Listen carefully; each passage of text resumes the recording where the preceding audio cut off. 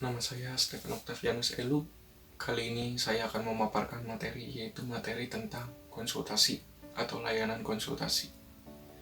Pertama adalah dari pengertian konsultasi.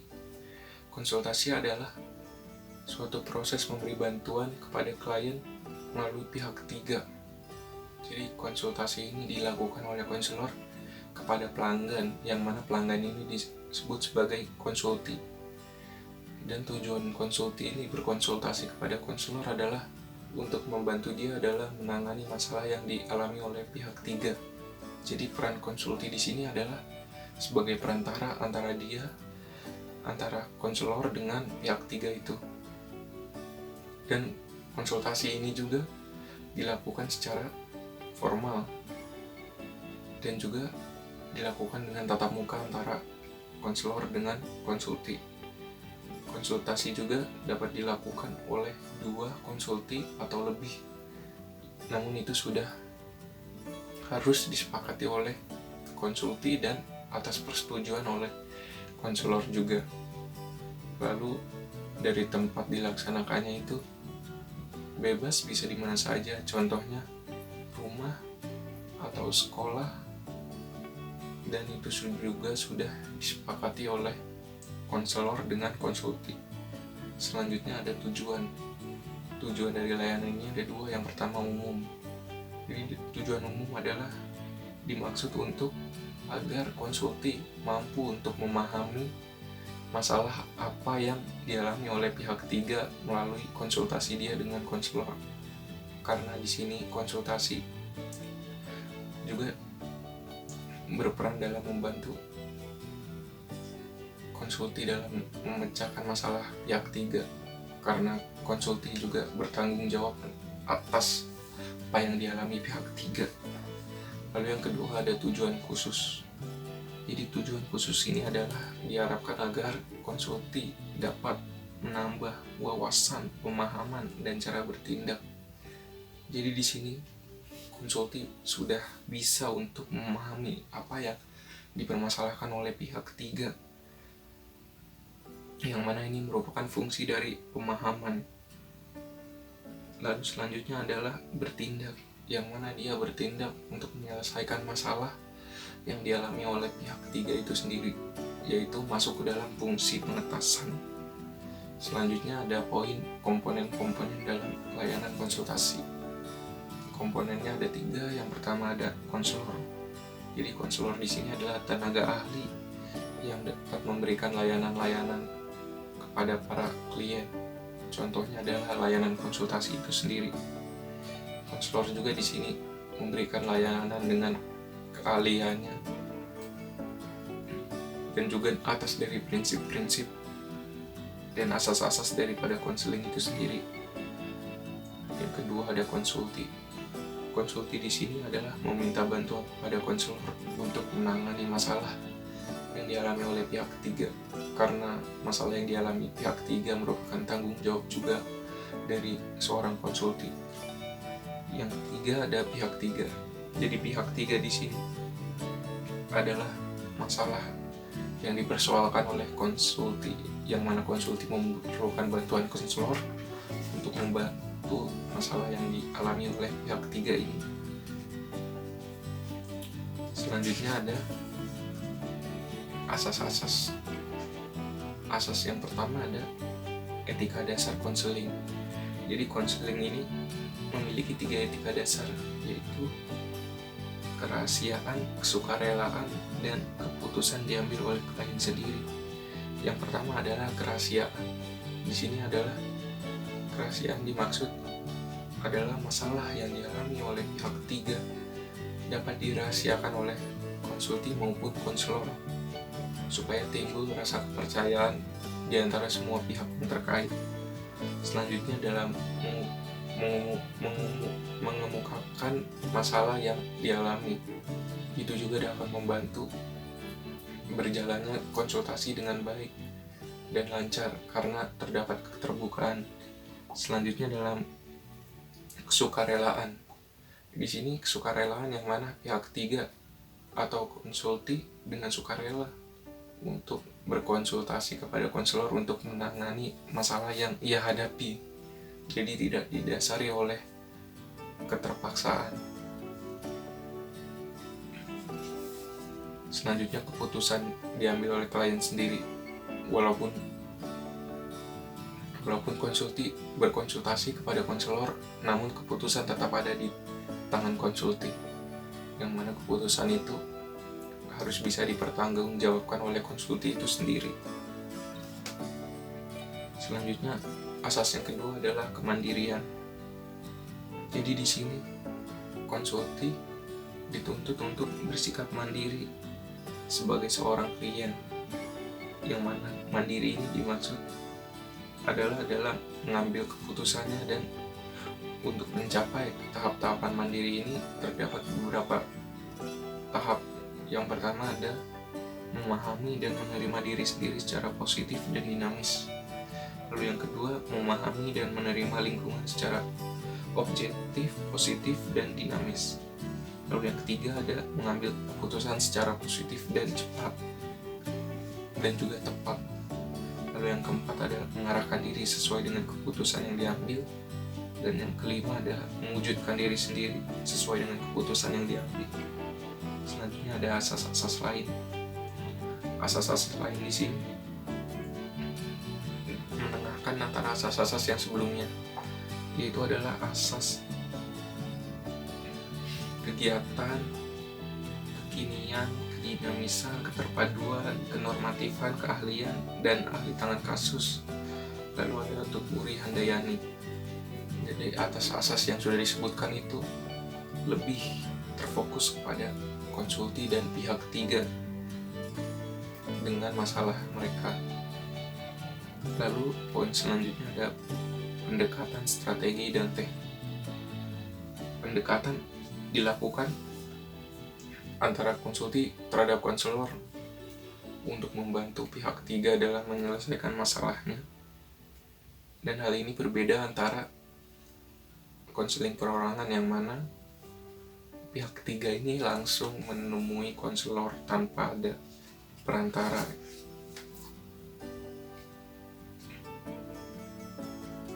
Namun dalam melakukan konsultasi ini, konsulti juga perlu untuk mengembangkan dirinya untuk menyelesaikan permasalahan pihak ketiga.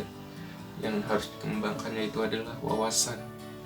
Jadi konsulti memiliki wawasan supaya dia dapat menangkap dan menentukan apa yang harus dia lakukan terhadap masalah yang dialami pihak ketiga. Selanjutnya, pengetahuan adalah pengetahuan untuk menentukan dan mengambil keputusan yang tepat untuk memecahkan masalah. Lalu keterampilan juga sama untuk memperkuat dia supaya bisa memecahkan masalah. Lalu menilai perkembangan dari pihak ketiga itu sendiri, dan sikap yang ditunjukkan haruslah baik. Selanjutnya, warna dari konseling. Konseling tidak bisa lepas dari konseling perorangan. Walaupun itu konsultasi, tapi tetap dapat bersifat perorangan. Lalu ada teknik yang dilakukan dalam layanan konsultasi. Yang pertama adalah teknik umum, yaitu teknik yang dipakai saat awal-awal konsultasi, yaitu adalah dengan mengatur posisi duduk dan menyapa, yaitu supaya terciptanya suasana aman dan nyaman yang dirasakan oleh konsulti, supaya konsultasi dapat berjalan dengan lancar. Lalu yang kedua ada teknik khusus.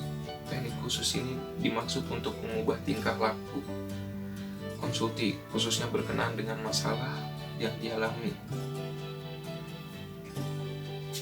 Selanjutnya ada penguasaan teknik oleh konsultasi. Jadi sampai sejauh mana konsultasi dapat dilakukan adalah dengan penguasaan teknik yang dikuasai oleh konselor itu sendiri. Sangat mempengaruhi. Sebagai contoh adalah strategi BMB 3, yaitu dalam proses konsultasi konselor menerapkan BMB 3 yaitu adalah dengan mengajak berpikir, merasa, bersikap, bertindak, dan bertanggung jawab. Lalu waktu dan tempat.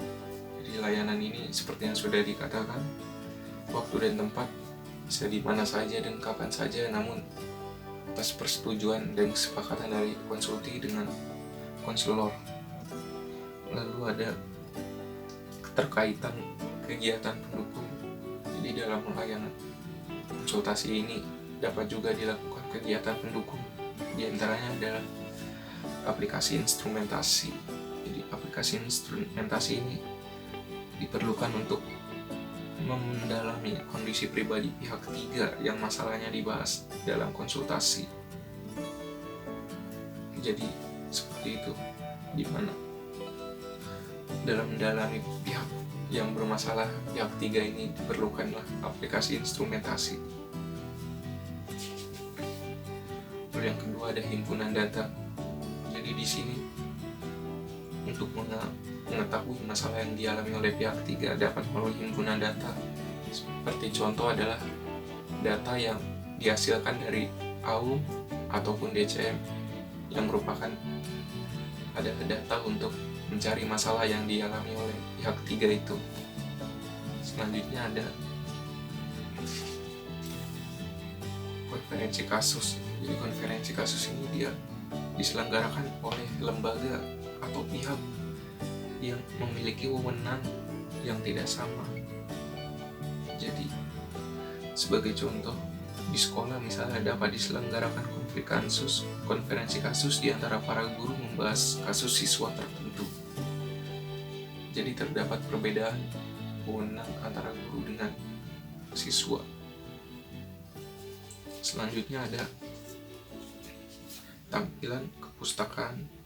Jadi dalam tampilan kepustakaan di sini pihak konsulti diminta untuk membaca buku atau artikel dengan materi-materi yang terkait dengan masalah yang dialami oleh pihak ketiga itu. Lalu selanjutnya ada kegiatan kunjungan rumah, yang mana di sini jika konselor ingin lebih mengetahui apa yang dipermasalahkan oleh konsulti atau pihak ketiga ini dapat melalui kunjungan rumah dengan mengamati dan menganalisa setiap kegiatan yang berkaitan dengan masalah yang dialami konsulti dan pihak ketiga ini. Selanjutnya alih tangan kasus. Apabila masalah yang ditangani oleh konsulti tidak dapat dilaksanakan atau sudah tidak mampu untuk dipecahkan, maka dapat dialih tangankan oleh ke orang yang lebih mampu. Selanjutnya adalah perencana operasional layanan konsultasi. Jadi dalam layanan ini ada operasionalnya. Yang pertama ada perencanaan dan pengorganisasian.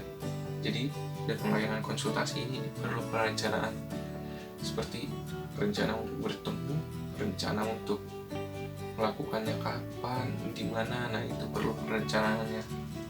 Selanjutnya ada pelaksanaan.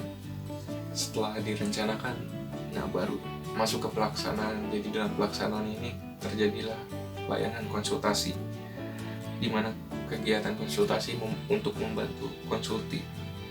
Jadi di sini konselor dituntut untuk mampu menangani masalah yang dialami pihak ketiga dan memanfaatkan sumber-sumber yang ada, seperti contoh melalui strategi BMB3 yang mana untuk mengenali masalah yang dialami oleh pihak ketiga.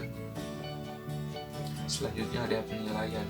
Setelah layanan konsultasi selesai dilaksanakan, barulah konselor melakukan penilaian terhadap 3 penilaian. Yang pertama, penilaian segera, yaitu setelah itu juga langsung dinilai. Yang kedua, penilaian jangka pendek. Ini menilai untuk dalam jangka pendek apa yang akan dilakukan oleh konsulti. Selanjutnya ada jangka panjang, yaitu adalah menilai dalam jangka panjang apa yang akan terjadi antara konsulti ini dengan pihak ketiga. Selanjutnya ada tindak lanjut dan laporan. Jadi setelah semua kegiatan selesai, perlulah dibuat laporan apa yang sudah dilaksanakan dalam konsultasi itu dibentuk ke dalam laporan supaya bisa ditindaklanjuti, yaitu adalah dengan dipantau apakah konsulti ini mampu untuk menangani masalah yang dialami oleh pihak ketiga atau tidak. Jika tidak, maka diperlukan tindak lanjut, atau jika tidak, maka tidak perlu. Jadi sekian materi yang telah saya sampaikan melalui layanan konsultasi ini. Semoga dapat bermanfaat. Kurang lebihnya mohon maaf. Terima kasih atas kesalahannya. Ya, jadi terima kasih semuanya.